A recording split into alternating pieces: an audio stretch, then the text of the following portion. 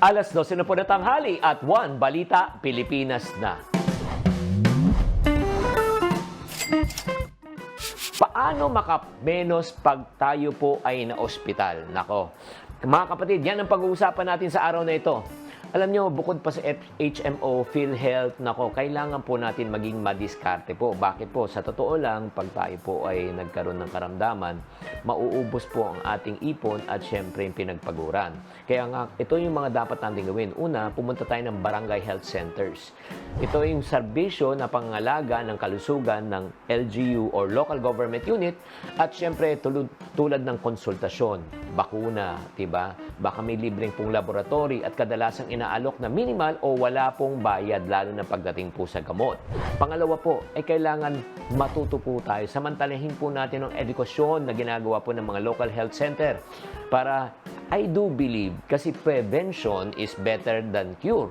Di ba? Mas maganda po, iwasan na po natin mga sakit at karamdaman bago pa tayo ay dapuan. At syempre naman, humingi rin tayo ng serbisyong ng pagpaplano ng ating pamilya. Alam niyo naman po, mga kapatid, pag dumadami po ang ating mga anak, ibig sabihin po, dadagdag po ang ating gastusin. Wala namang problema na magkaanak. Make sure lang, kaya po natin. At siyempre, susunod, isaalang-alang po natin ang pagkuha po ng tinatawag na critical illness insurance kung meron po talaga tayong kakayanan. Ang ibig sabihin po ng critical illness insurance kung may malubhang sakit katulad po ng cancer, stroke, heart attack, di ba? Ito po ay minsan, ito yung pinakamalaki pong gastusin. At syempre, wag natin kalimutan po, mag-ipon po ng emergency fund sa mga hindi inaasahang pangyayari tulad ng, syempre naman, emergency pag nawalan ng trabaho, pag tayo po ay nagkasakit, para meron tayong dudukutin. At syempre naman, ang pinakamahalaga, kumain ng tama, mag-ehersisyo, matulog na 8 oras, at syempre magkaroon tayo ng regular check-up para makatulong po sa atin na ika nga maagapan kung ano man ang mga medical na problema bago pa ito lumala. Siyempre, makakaabawas po to sa potensyal na gastusin pag tayo po ay malusog at naghahanda. Sa pamagitan ng mga hakbang na ito, maaari po natin labanan ang gastusin sa ospital at matiyak ang financial security sa oras ng pangailangan, lalo na pagdating sa kalusugan. Tatandaan, ito po si Chinkitan nagsasabi, tamang karunungan, tamang disiplina, ang susi sa pagyaman. Buwan naman sa ating One Balita Pilipinas ngayong Webes, mga bumibili ng luya napapakamot ulo na. Ang presyo kasi niyan parang karne na. Department of Transportation nanindigang walang kasunduan na wala munang hulihan ng mga unconsolidated PUV 1 taon matapos ang deadline. Pag-uusapan natin. Mga barko ng China umeksena kasabay ng pagdiriwang ng anibersaryo ng Araw ng Kalayaan. Ngayong nalalapit ng manghuli ang mga Chinese ng umano'y trespassers sa kanilang teritoryo, paano nga ba dapat maghanda ang ating pamahalaan? Ilang Pilipino kasama sa mga nadamay sa sunog na tumupok sa isang residential building sa Kuwait. Pupumustahin natin ang kanilang sitwasyon mula sa Department of Migrant Workers. At Nations Girl Group na BINI nagpaliwanag kung bakit nahinto ang kanilang Independence Day performance kahapon. Habang ang SB19 pasabog ang pagtatanghal sa Araw ng Kalayaan.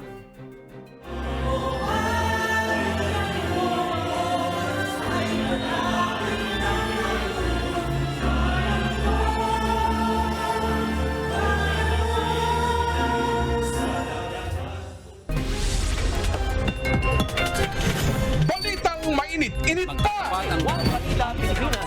Yan ang latest sa showbiz sikahan. Ngayong tanghalian, kasalo si Cheryl Cosset. One Balita Pilipinas!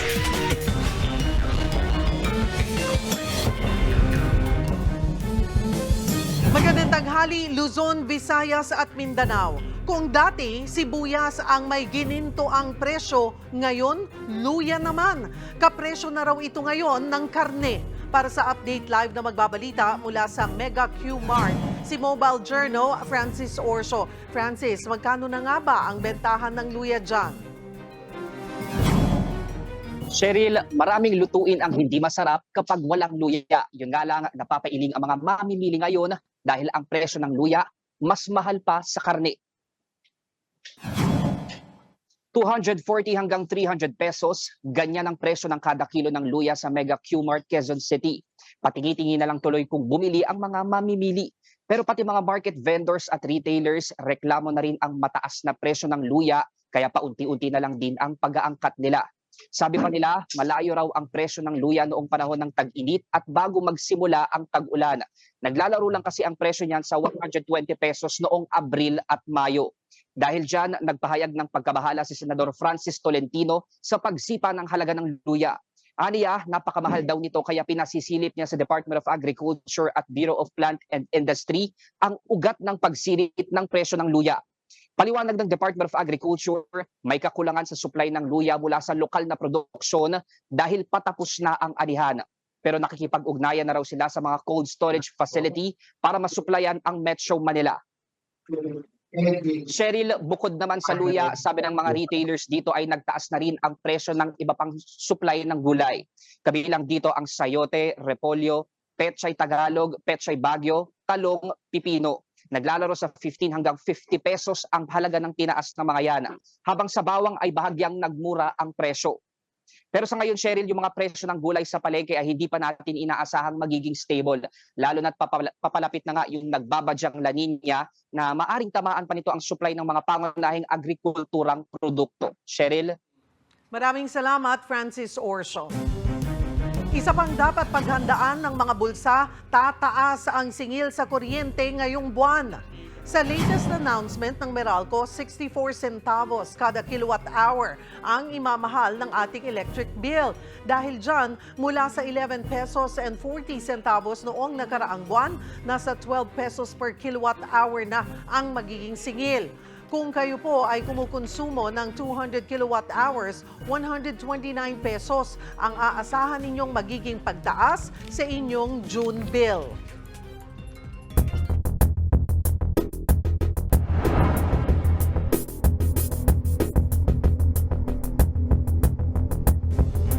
Nilinaw ng Department of Transportation na walang kasunduan na nagbibigay ng pahintulot sa unconsolidated jeepneys na mag-operate sa loob ng isang taon matapos ang April 30 deadline. Inihayag ito ng DOTR kasunod ng protesta ng Grupong Manibela sa kabila umano ng ibinigay sa kanilang one-year extension sa kanilang registration. Kaugnay niyan, magkakasama natin si Transportation Undersecretary Andy Ortega. Magandang tanghali po sa inyo, Yusek. Salamat po sa oras. Hi, magandang tanghali, Cheryl. Good afternoon sa inyong lahat. Yusek, saan po ba nanggaling itong tinutukoy nga po na one-year extension ng Grupong Manibela? Unang-una, nangyari yan noong hearing sa Congress. It was a suggestion by one of the congressman. At nasabi po yan sa hearing, ngunit ang naging announcement kasi nung isang grupo, nag-commit raw kami or nag-agree, which hindi naman po totoo yun. Ang totoo, may suggestion at ang sinabi po ng LTFRB, titingnan po at pakikinggan natin yung merits ng suggestion at wala pong agreement whatsoever. At ano po ang napagkatapusan dito po sa suggestion? So, anong nangyari? Opo. Pinag-usapan naman sa LTFRB at I think kahapon, sinabi na nila na hindi nila magagawa ang naging suggestion kasi nga naman ang pinag-uusapan dito is ma-extend pa rin ng isang taon yung mga hindi nag-consolidate. The fact na hindi sila nag-consolidate, ibig sabihin, kusa na silang hindi sumama sa programa. So, ang mangyayari ngayon is that yung mga hindi nag-consolidate, wala ng extension, definitely, bibigyan na lang namin sila ng proseso para sa due process, no? Tungkol sa kanilang prangkisa naman. Ngayong malinaw na wala naman pong kasunduan nga para payagang mag-operate po ang unconsolidated jeepneys. So sisimulan na po ba ang panghuhuli sa kanila? Fina-finalize ng LTFRB dahil nasa kanilang kamay ang due process na kailangan ibigay. They will be making certain announcement very soon para ang mangyayari ay ma-inform lahat sa isang announcement or notification ng LTFRB para naman ang LTFRB ay makikipag-ugnayan sa tamang ahensya gaya ng LTO, MMDA para matuloy yung proseso na yung mga hindi nag-consolidate ay ma-revoke ang kanilang prangkisa at hindi na sila pwede bumiyahe. Hintayin na lang natin, Cheryl, ang proseso na gagawin very soon at mafa-finalize na ng LTFRB.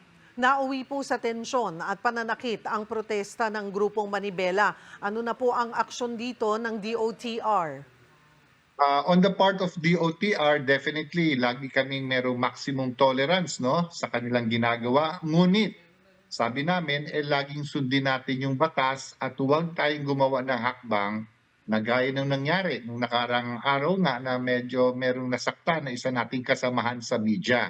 Definitely, it's a sad event na nangyari. Kailangan magtulungan kami ngayon sa kapulisan para hindi na mangyari yung mga ganong klaseng bagay. Hindi po natin kailangan yan. Yusek, giniit po ni Manibela Chairman Mara Valbuena na hindi sila kolorum dahil may prangkisa pa rin sila kahit hindi nakapag-consolidate. Ano po ba ang sagot nyo rito? Ano po ang eksplenasyon? Ang masakit kasi talaga dito is kung ano-ano na ang lumalabas na pananalita sa mga issue at sa mga bagay. Doon po tayo dapat mag-ingat. Unang-una, walang katotohanan na nagkaroon ng kasunduan sa Congress. Pangalawa, kung hindi po kayo nag-consolidate, hindi po kayo sumama sa programa, bibigyan na po kayo ngayon ng due process, marirevoke na po yung prangkisa nyo.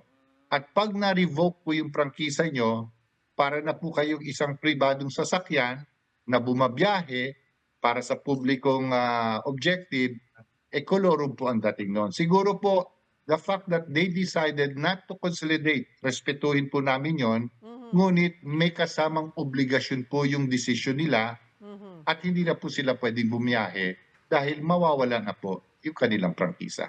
Okay. Yusek, technically, may prangkisa pa. Kasi may due process pa eh. So, kaya po rin siguro pwede pa silang bumiyahe kasi nga may hindi pa nare-revoke naman talaga. Yung kahit na Siguro alam natin, Yusek, na eventually it will be revoked. Pero since hindi pa talaga nare-revoke, hindi pa sila kolorum. Siguro pwede nga po nating tingnan yon sa ganung proseso, sa ganung bagay. Kaya nga po, kailangan due process. Ngunit, maglalabas na nga po ang LTFRB ng isang notification which will cover everybody na hindi nag-consolidate, and with this notification or announcement, yung po magiging final na po yun sa due process. Pero it's just right and fair na huwag na po tayong bumiyahe dahil kung magkahulihan na po at kayo po'y babiyahe, mabigat po ang penalty at suspension. At may bago pong nilabas ang LTO. Pag kayo po ay nahuli as kolorum, hindi nyo pwedeng makuha ang inyong sasakyan dahil yan po ay ifa-file na case sa korte, magiging ebidensya na po yung sasakyan nyo. Sabi nyo nga po maglalabas very soon. How soon is that? We expect it by early next week. In fact, this week was the date that I think they were thinking. Pero siguro po, bibigyan lang natin ng konting proseso pa yung LTFRB dahil magko-coordinate rin po sila sa LTO, sa MMDA para maging maayos po yung proseso na ibibigay at gagawin ng gobyerno. Sabi niyo po ay this maybe early next week, Yusek, ilalabas po ito. This is the notice para po sabihin na eto na, magsisimula na yung due process. And then Yes. that process, Yusek, how long will that take? When I say process po, yung paglalabas po, that will end the process already yun na of due yun. process. Dahil tandaan po natin, April 30 was the last day of Yes. consolidation. Clear sa media, clear sa information na marirevoke or wala ka ng prangkisa pag hindi ka nag-consolidate. So, I do believe LTFRB will just formalize po yung reality, yung katotohanan at yung proseso po. Yun po yung tamang gagawin. Siguro po panghuli, again, ano po ang mensahe natin dito po sa mga hindi po sumali sa consolidation? I think on the parts na hindi nag-consolidate, napakahaba na po ang binigay ng ating Pangulo, ng gobyerno. And ako po, ang masasabi ko, yung lahat ng totoong interesadong sumama, Cheryl, sumama na sila. Nasa atin na po. 81% clearly is a majority. Sa tingin ko po, yung interesadong sumama ay wala na nasa labas, nasa programa na po. Ang gagawin na lang natin ay tutulungan natin yung mga hindi nag-consolidate dahil talagang wala na silang pag-asa kasama dahil ayaw naman nilang sumama. And we will further improve yung programa para lalong mapaganda ang benepisyo not only ng drivers at dating operators, but most especially yung ating mga commuters. Marami pong salamat, Undersecretary Andy Ortega ng Department of Transportation. Magandang tanghali po. Sa pulsa CCTV, ang pagtakas ng suspect na nagnakaw ng isang bisikleta habang sa Cavite, patay ang isang dalagita matapos madaganan ng bumagsak na pader. Yan at iba pa sa pagbabalita ni Ian Suyu. Nagmamadali sa pagpedal sa bisikleta ang lalaking ito sa Blumentritt, Maynila noong nakaraang linggo. Ninakaw niya pala kasi ang dalang bisikleta mula sa isang delivery bicycle rider. Sa pagmamadali, sumemplang pa siya pero mabilis ding bumangon at umalis. Kwento ng biktima, nagpipick up siya ng order sa isang fast food restaurant sa Quezon City nang mangyari ang insidente. Lalabas na po ako. Doon ko na po napansin na na bilang sumakay yung bag niya nakaw tapos dinangay na po yung bike ko. Papunta ng Welcome Rotonda to Espanya po. Isang TNVS rider ang sinubukang tulungan ng working student na biktima pero bigo silang mahabol ang kawatan. Nagkakahalaga ng 25,000 pesos ang bisikleta. Dahil sa insidente, ilang araw na siyang hindi makapaghanap buhay. Sana po meron po makatulong sa akin para po makapagtrabaho na po ako. Patuloy na iniimbestigahan ng mga otoridad ang nangyari. Agad binawian ng buhay ang 12 anyos na babaeng ito matapos madaganan ng malaking pader sa Barangay Burol 1, Dasmariñas, Cavite. Kinilala ang biktima na si Grace Pauline Sureta. Ayon sa barangay, isang jeep na may kargang paninda ang nawalan ng kontrol at bumangga sa pader ng isang supermarket. Bumagsak ang mga tipak nito sa mga bahay sa ibaba, kung saan nagpapahinga ang mga biktima. Paket po yung jeep tapos biglang umatras. Hindi na nakontrol ng driver yung pagbulusok pa atras. Napuruhan sa ulo ang dalagita na kagagraduate lang sa eskwela. Hindi naman makapaniwala sa nangyari ang tiyahin ng biktima. Nagbabakasyon lamang daw kasi sa kanila ang pamangkin at nanay nito na galing Batangas. Nandun sila sa sala. Yung nabagsakan, nandun siya sa sopa nakaupo. Tapos yung nanay nandun sa may sala nakahiga, ganun. Kaya hindi niya kasi biglaan daw, ang bilis ng basta narinig na lang nila ng ganun, tapos nakita niya yung malalaking tipak ng bato na nakaano na sa anak niya. Nasugatan din ang ina at bunsong kapatid ng nasawi. May 8 pang nagtamo ng minor injuries. Tinutugis na ng mga pulis ang driver ng jeep na posibleng maharap sa reklamong reckless imprudence resulting to homicide at multiple physical injuries. Pagkadating po namin doon, wala na po yung driver. Nagtataka nga kami bakit hindi po nahuli. Negligence po ng driver po yun eh. So siyempre nasa loob po ng vicinity ng hyper market. So possible may pananagutan din po. Para sa 1PH, Ian Suyu, News 5. Susunod, marami pang military uniforms pati military badge na sabat sa pagpapatuloy ng raid sa Pogo Hub sa Porac, Pampanga. Ngayong nalalapit ng manghuli ang mga Chinese ng umano'y trespassers sa kanilang teritoryo, paano nga ba dapat maghanda ang ating pamahalaan? Pag-uusapan natin. Sa NBA Finals, Boston Celtics, isang panalo na lang ang kailangan para makuha ang kanilang unang NBA championship sa loob ng mahigit isang dekada. At matapos paratangang hindi nagbayad sa pinagawang trophy, Miss Universe Philippines may buwelta sa nagreklamong artist. Yan at iba pa sa pagbabalik ng One Balita, Pilipinas.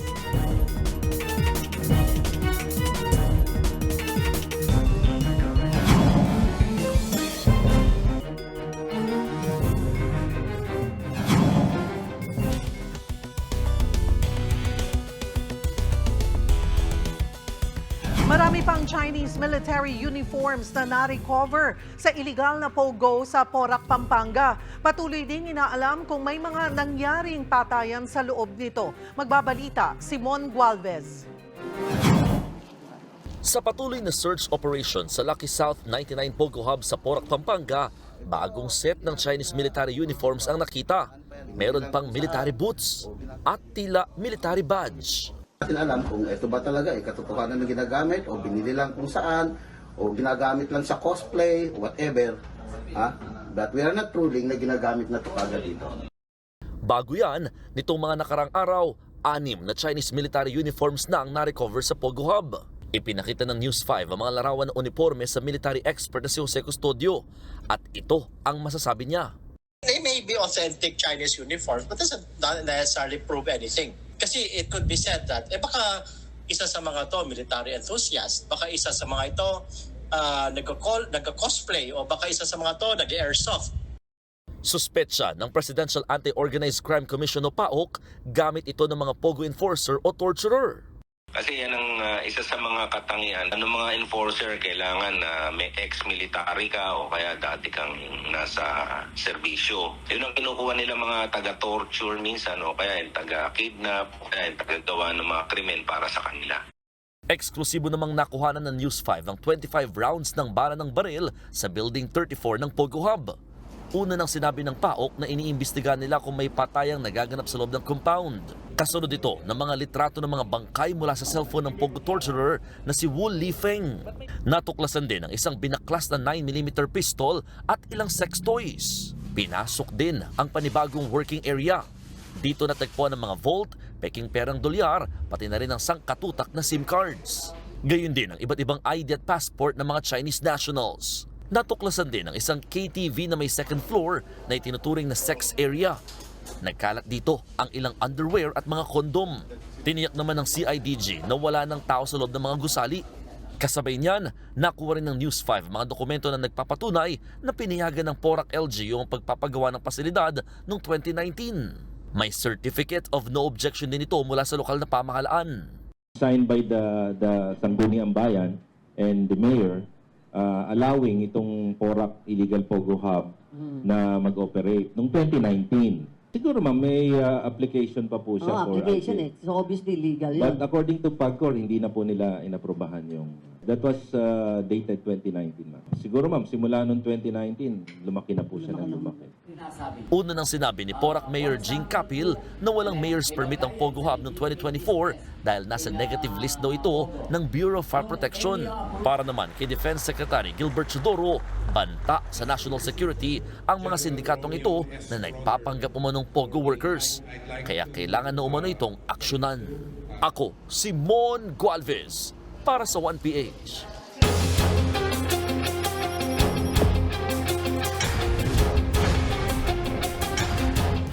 Iginiit ng Philippine Navy na illegal ang ginawang maritime exercises ng Chinese People's Liberation Army o PLA Navy sa loob ng exclusive economic zone ng Pilipinas.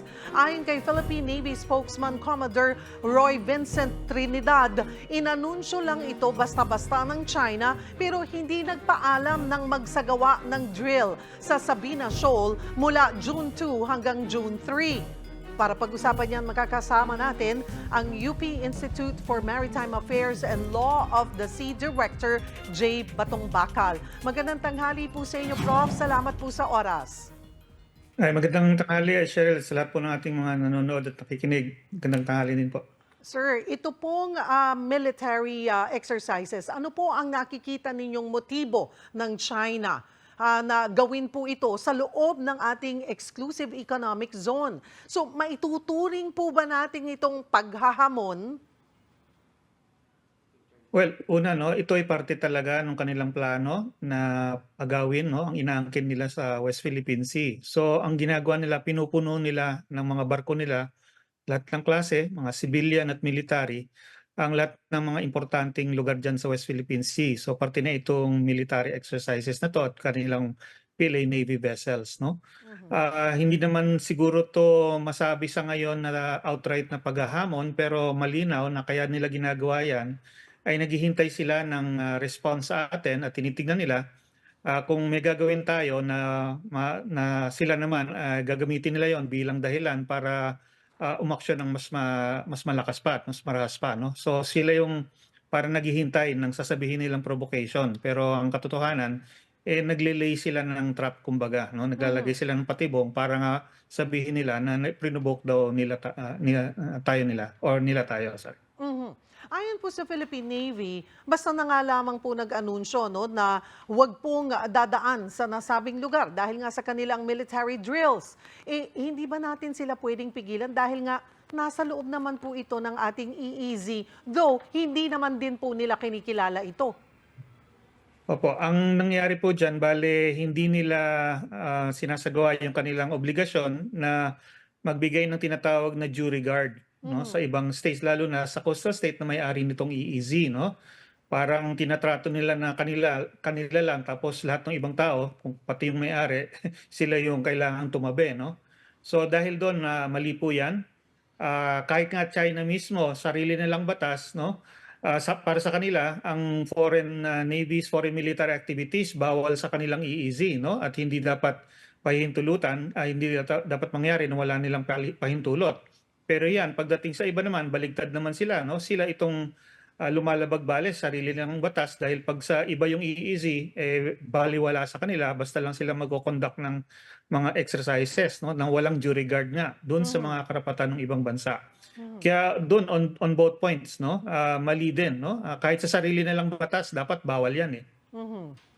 Ginawa po ito ng China matapos nga itong ang obserbasyon po, yung matapos ang Shangri-La Dialogue ng Pangulong Bongbong Marcos at bago ipatupad yung sinasabi nilang June 15 detention policy ng China.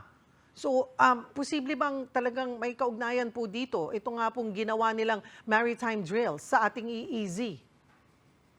Well, yung maritime drill, maaring biglaan yan. Dahil kung tama yung naalala ko, that was happening nung time na meron din tayong marine scientific research dun sa Sabina Shoal or Escoda Shoal, no? Kaya may relasyon yata yun, no? Baka isa yan dun sa kanilang mga reaksyon dun sa mga tauhan natin doon. Pero yung pag-aresto kasi, hindi naman yung Navy ang mag-aaresto kung sakali yung China Coast Guard, no? So iba yung exercise na yon, ibang activity naman yon, no?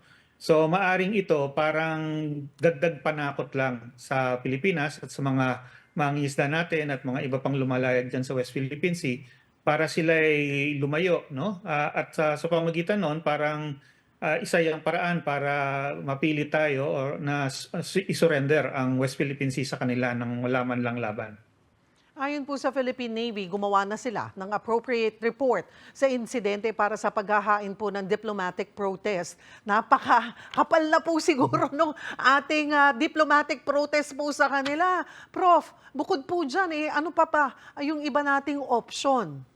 Well, yung iba nating option dyan actually sinasagawa na, no? Dahil ang nangyayari ngayon ay marami tuloy bansa na nagpupunta dito sa Pilipinas, no? At nag-offer ng assistance at nakikipag-usap sa atin kung paano nila tayo matutulungan na depensahan nga ang ating mga karapatan, no, sa international law at dito sa EEZ at continental shelf natin, no? Kung maalala mo, last week yung defense minister ng Sweden bumisita and he was just the latest, no? Siya lang yung pinakabago. Marami pang ibang bansa na nagpunta rin sa Pilipinas. Kaya maraming pag-uusap ang nangyayari sa Pilipinas at ibang mga bansa, no? Para yung mga ganitong sitwasyon, lalo na yung kumbaga pananakot nila sa pamamagitan ng military might nila, no? Matatapatan din natin, no, sa tulong ng mga ibang bansa, mga kaalyado at mga kasama, no? Ang lahat tayo ay dumidepensa lamang sa international law na siyang nagsasabi na dapat yung EEZ and continental shelf dapat rirespetuhin ng China dahil sa Pilipinas yan. Sakali man po, okay, it's already June 13, Prof. June 15, yung sinasabi nilang manghuhuli sila ng trespassers. Kung mangyari na po ito, talagang gawin nila ito sa mga magte-trespass na sinasabi nilang trespassers, ay ano po ang dapat nating aksyon? Paano po ba natin dapat ito din paghandaan? Well, una, no, malinaw na illegal yung gagawin nila na yun. Kung manghuhuli sila ng mga tauhan natin sa West Philippine Sea, yan ay dapat ipakita agad natin sa mundo at sabihin din natin sa mundo kung anong tingin natin dyan. Yan po ay illegal action ng isang estado. At dahil ang purpose nila ay para nga tayo ay matakot at hindi pumasok sa sarili nating katubigan, no? Sa sarili nating easy continental shelf. Mari nating sabihin na pag ginawa nila yan ay parang hostage taking yan, no? Yung hostage diplomacy na tinatawag. So sa pag ganun kasi siguradong walang bansa na kakampi sa kanila, no? At hanggang ngayon actually kahit ngayon pa lang, no, wala namang kumakampi sa kanila diyan sa posisyon nila diyan sa West Philippine Sea. So dapat malinaw din 'yon na yung ganung klaseng illegal action ay talagang hostage taking ba, na ito hindi ginagawa ng matinong bansa, ito ginagawa ng isang criminal organization kumbaga, no? So hindi dapat nila gawin 'yon. Tapos tayo naman may karapatan din tayo, no, lalo na yung ating mga Coast Guard and Navy na depensahan yung ating mga tauhan kung sila ay naglalayag lang naman sa West Philippine Sea at wala namang ginagawang masama at magamit lang ang sarili nating likas yaman dagat, no? At kung may mangyayari na masama dahil doon ay magiging malinaw na yun ay aggression ng China at hindi sa atin dahil tayo yung may karapatan dyan sa West Philippine Sea. So dapat siguro pagandaan natin yung mga contingency of course, no? Para dito. Gaya po ng kasi ang lumalabas po dito ay pag pinatupad na po ito ay nagbibigay sila na they authorize yung kanilang Coast Guard na arestuhin at ikulong ng 60 araw nang walang paglilitis ang dayuhang trespassers. Opo. Kaya nga po malinaw na illegal eh. Parang ginagawa nilang legal sa kanila yung arbitrary detention, no? Sa atin nga hindi pwedeng lalagpas ng 3 araw kung tutusin eh. Pero sila 60 days without charges, no? So malinaw na yan, parang threat yan, pananakot yan na ginagawa nila, no? Para yung ating mga pribadong mga mamamayan, katulad mga mangisda natin, ay talagang matakot na lumayag sa West Philippine Sea. Kaya hindi po natin talaga dapat tatanggapin yung ganyang klaseng mga batas at regulasyon, no? Malinaw na illegal yan. So kailangan po nating paanong pagpapaigting? Kasi ang sinabi po ng Philippine Navy na pinaigting na nila yung pagpapatrolya sa West Philippine Sea. So, yun pong nakikita yung aksyon ng ating pamahalaan ay sapat na ba? Or sa paano pang paraan natin dapat po ito paigtingin? Well, syempre po, no, yung Pilipinas po, yung Philippine Navy, talagang ganun po magiging response nila at pati na rin ng Coast Guard, kaya nga po nagbabantay tayo. Pero ang syempre makakadagdag pa dyan ay yung tulong din ng ibang bansa, no? Kaya nga merong mga ini-schedule na tinatawag ng maritime cooperative activities. So kasama na po dyan yung pagpatrolya natin kasama ng ibang bansa para nga mapalakas din natin yung ating monitoring dyan sa area. At kung sakali magkakaroon nga ng mga ganyang insidente, ay meron na rin siguro mga hakbang na pwedeng kunin ang ating Navy at ang kung sino man yung kapartner natin at the time, no? Basta kailangan lang po talaga paghandaan dahil nga it's a contingency na maaaring mangyari, no? Tingin natin hindi naman siguro nila gagawin 'yan dahil alam nilang mali sila, pero baka maisipan nila na ang kailangan lang nilang gawin ay sampulan ang mga Pilipino, no? Gawin nila sa isang bangka for example, no? So kahit 'yon hindi natin dapat palalampasin. Sabi niyo nga po maraming bansa ang talagang nagpapakita ng suporta po sa atin. So, kailangan, is it time na tanggapin po natin lahat po ng kanilang ino-offer sa atin para mas mapalakas yung ating presensya doon? Well, I think actually open naman po tayo doon sa mga offer nila, hindi lang po sa military kundi na rin sa economic, no? At trade. So, para sa akin actually nasa atin ngayon yung challenge na kumbaga ma-coordinate natin lahat ito dahil ang dami-dami nga nila na maaaring maitulong, no? So sa atin kailangan natin i-coordinate ito para nga yung kumbaga yung efficient and effective use ng mga resources that are being made available to us, no, dapat maabot natin 'yan. Marami pong salamat sa inyong oras, UP Institute for Maritime Affairs and Law of the Sea Director J. Batumbakal. Sa iba pang balita, pumalo na sa halos 50 ang patay sa nasunog na gusali sa Kuwait. Kabilang sa naapektuhan ang nasa 11 Pilipino. 3 sa kanila ang sugatan. Para bigyan tayo ng update, magkakausap natin si Department of Migrant Workers Secretary Hans Leo Kakdak. Magandang tanghali po sa inyo, Secretary. Salamat po sa oras. Magandang tanghali, Ms. Sherry, sa inyong mga tagapakinig, tagapanood. Magandang tanghali din po. Sek, kumusta na po yung lagay ng mga sugatan nating kababayan sa sunog po dyan sa Kuwait, lalo na yung dalawa po na napaulat na critical? Oo, sa kabuuan, merong 11 Pilipino tayong na apektado nitong sunog. Sila ay mga workers for a construction company na mukhang meron silang dormitoryo, itong building na ito. At ito na yon na nagkasunog nga noong 4:30 a.m. The first alarm was sounded last June 12 kahapon, Kuwait time. And natutulog sila at dahil doon nagkaroon ng smoke inhalation at dalawa sa mga nasa ICU ngayon ay malubha ang kanilang nasapitan, no? Kaya pagdasal po natin ang kanilang recovery. Yung pangatlong nasa ospital, at least based on the reports that we have now, mukhang hindi kasi lubhan ng dalawa at pagdadasal din natin ng kanyang speedy recovery. Yung may tatlo na safe. In fact, yung isa on duty. Ibig sabihin, wala siya doon sa building nung panahon na yon. So tatlong safe. Ngayon, merong 5 to round up the 11. May 5 na kinukumpirma pa natin ang status at this stage, Ms. Cheryl, kaya't lubos pa rin ang ating pagdarasal na sila ay nasa mabuting kondisyon. Meaning, bakit po we're still confirming? Hindi pa po natin alam kung nasaan sila?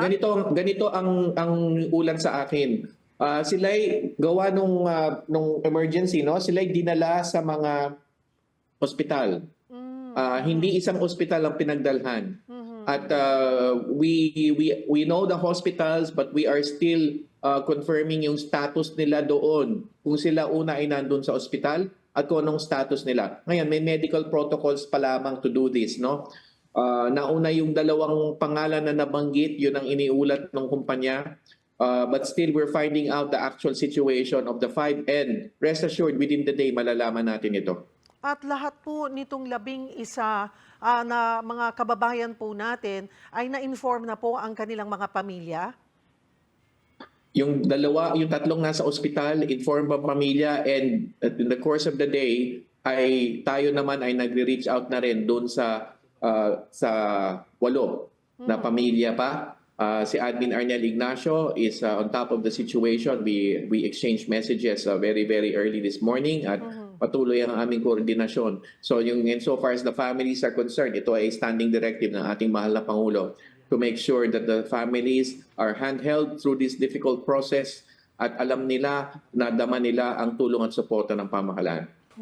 Yun pong 3 kababayan natin na na-confirm na nasa ospital po, sabi nyo nga po 2 yung critical, yung isa ay we're hoping na okay naman. Pero ano po ang tinamo nila?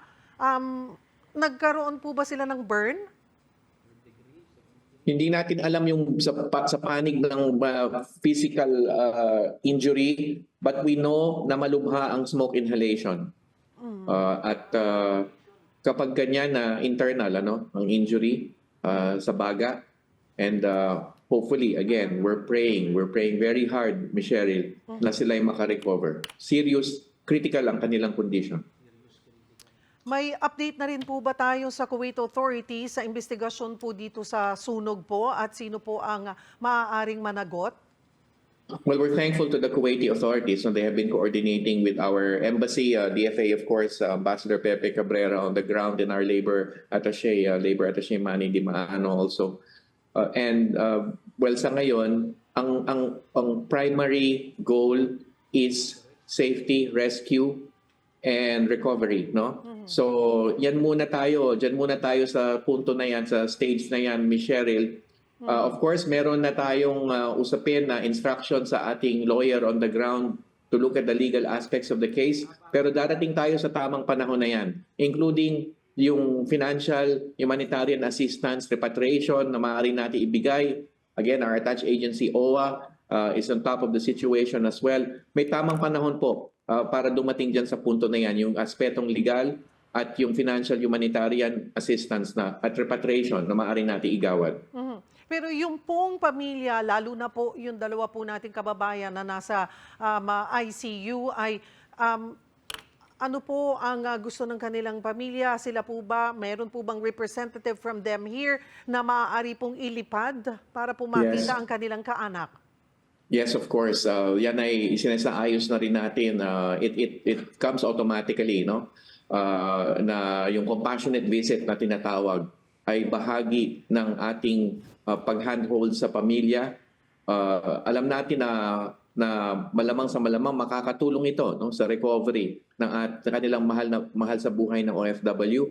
Kaya sinasagawa na rin yan. It will be just a matter of very quick time, Michelle, So na it's sila a din, ang pamilya ay makakabiyahe papuntang Kuwait. Matter of days, maybe over the weekend po, ay posibleng may kaanak na pong makalipad sa Kuwait? Yes, we'll try our very best. Yung weekend kasi, di ba, may Kuwaiti visa requirements. So we will try our very best, Michelle. And yun din pong suporta, sabi nyo nga po, automatic naman yan, ay bahala na muna po ang ating pamahalaan sa suportang Yes. maibibigay po sa pamilya. Hindi lamang po doon sa dalawa, kundi doon po sa 11. Yes, in fairness to the employer, the company, the construction company, they have pledged to help. The Kuwaiti government also has pledged to help in terms of the medical costs, but the Philippine government also is there to support. So, sanib puwersa ito ng host government and our side, the Philippine government side, para tulungan ang ating mahal na OFWs. At Secretary, yun po, confirm po na 11 na Pilipino. 11 na 11 kababayan po apektado, natin. yes. 11 na apektado, and again, it's a facility that is a dormitory of a construction company. Kaya magkakasama sila sa trabaho. Mga skilled workers sila, no? Mga construction company workers. Patuloy na lamang din po naming babantayan ito at patuloy po kaming hihingi ng update sa inyo. Marami pong salamat sa inyong oras, Migrant Workers Secretary Hans Leo Kakdak.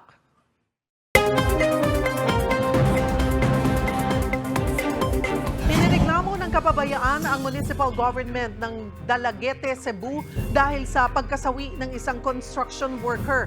Yan at iba pa sa balitang dako ni Dale Israel. Dale? May gusto Cheryl, nagpatulong na sa NBI Central Visayas ang pamilya ng namatay na trabahante ng munisipyo sa Dalaguete, Cebu. Nahulog sa 30 talampakang poste ang 21 anyos na si Gerson Enseñales habang ginagawa ang sports gym ng Barangay Maloray. Nabagok ang kanyang ulo ng dahilan ng kanyang madaliang pagkamatay noong June 5. Ayon sa ina ng biktima, wala raw binigay na safety gears katulad ng helmet at harness habang nag-i-install ito ng metal trusses. Nagtataka rin siya kung bakit na-assign si Gerson sa konstruksyon na ang gumagawa ay private contractor at hindi ang munisipyo mismo. Narito ang kanyang pahayag. Bukutan na muna siya, sir. Mutabang man matinabamon dyan. Mo eskwela siya o kanang isla, makuwag insito kay mo abroad siya aron makatabang siya sa iyang mga manghod. Nagsagawa na ng evaluation sa kaso ang NBI-7 at isasubmit ito sa Regional Director bago maikasa ang investigasyon sa mga dapat managot sa insidente. Wala pang pahayag ang munisipyo ng Dalaguete pero nagbigay na ito ng 20,000 peso financial assistance para sa pamilya. Sinabihan din daw sila ng isang engineer na huwag nang pumunta sa pulis.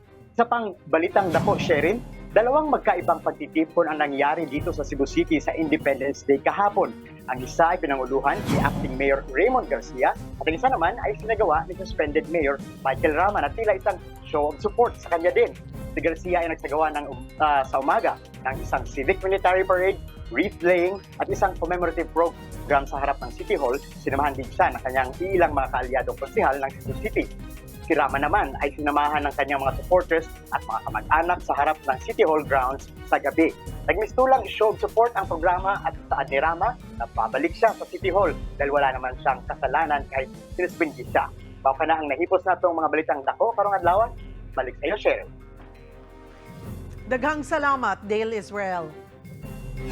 Isinusulong ng ilang mambabatas na ma-upgrade pa ang mga pasilidad ng Philippine General Hospital. Napakarami kasing mga kababayan natin ang umaasa rito para magamot ng libre. Para bigyan ng mukha ang balita, Mobile Journal, Ivan Tarinque. Takbuhan ng maraming Pilipino ang Philippine General Hospital dito sa Manila. Mas nakakamura kasi sila dito kumpara sa ibang ospital. Mura at kung minsan nga ay libre na lang ilang medical procedures dito sa PGH. Kaya halos araw-araw blockbuster ang pila. Ang ibang mga pasyente na nabutan kong nakapila dito sa outpatient department ng ospital. Kanina pa alas 4 nung umalis sa Laguna para abutan ng kanilang 11 a.m. appointment. Ay, malaking ano sa akin kasi walang bayad. Kumbaga, pagkain lang. Halo-halo ang mga pasyenteng maaabutan mong nakapila sa iba't ibang building dito sa PGH. Mula sa mga magpapacheck up na kanilang mga opera hanggang sa mga nahihirapan ng makakita. Dito ko nakilala si Tatay Jaime na mag-isang pumunta rito. Kahit sabi ng mga doktor niya ay 10% na lang ang kanyang nakikita. Kunting-kunti lang ang nakikita ko po. Wala po akong kasama. Ang kasama ko dati ay na-stop din. Dahil sa kawalan ng budget ni Tatay, ay hindi na rin siya nagpapasama sa mga kaanak. Buti na lang daw, libre ang check-up dito. Dahil ultimo pang merienda raw, ay wala siyang pambili. Pagkain ko wala na nga po eh.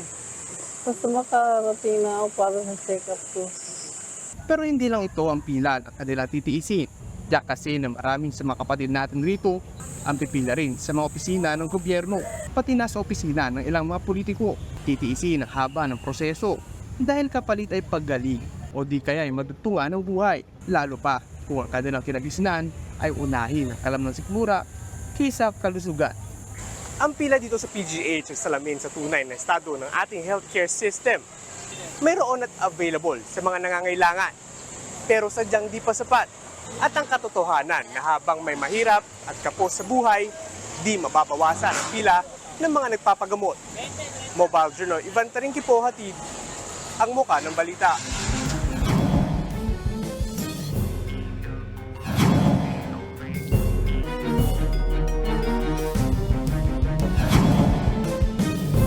Tuloy-tuloy na ang pag-usad ng ginagawang North-South Commuter Railway ng PNR sa Calamba, Laguna. Para sa Update Live na magbabalita, si Gerard de la Peña. Gerard, anong update dyan?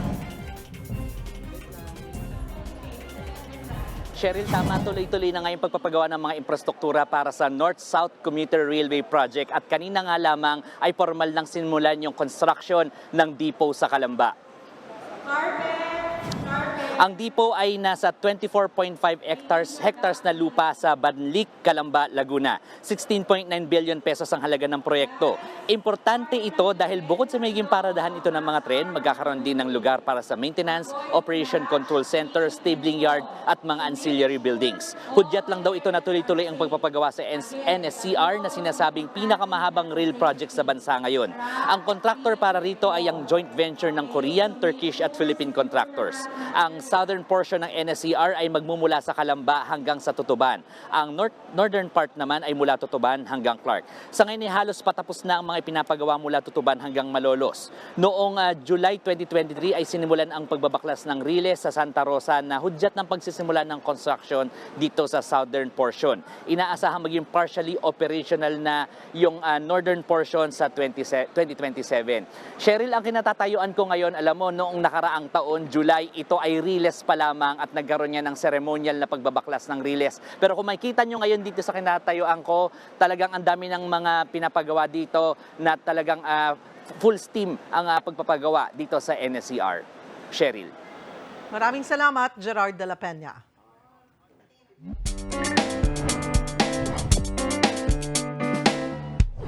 Magandang tanghali mga kapatid.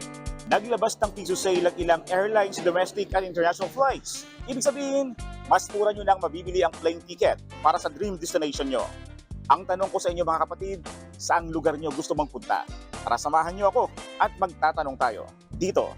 I want to go to Switzerland. Kasi ang ganda kasi ng lugar nila doon. And I love the place, I love the scenery, nature vibes.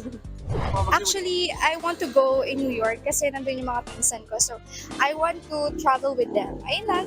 Saan lugar gusto mong pumunta? Hong Kong. Bakit doon? Gusto kong ma-try man lang ang Disneyland. Sa ganitong tanda ko, hindi ko pa siya napuntahan. Japan. Bakit sa Japan? Wala lang kasi maganda yung ano dun. Alos lahat ng places doon. May dadalawin din ako, kaibigan.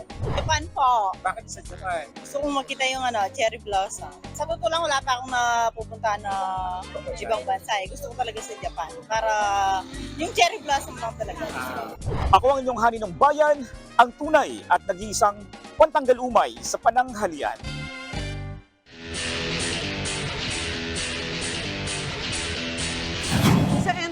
Isang panalo na lang ang kailangan ng Boston Celtics para i-sweep ang serye at iuwi ang NBA Championship.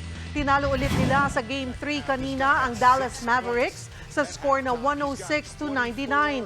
Dikit pa sa first half ang dalawang koponan, pero na-outscore ng Celtics ang Dallas sa third quarter, kaya hindi na sila nakahabol hanggang fourth quarter. Top scorer sa laro si Jason Tatum na gumawa ng 31.6 rebounds at 5 assists. Dahil sa panalo, susubukan ng tapusin ng Boston ang serye sa Game 5 at iuwi ang kanilang unang NBA title mula noong 2008.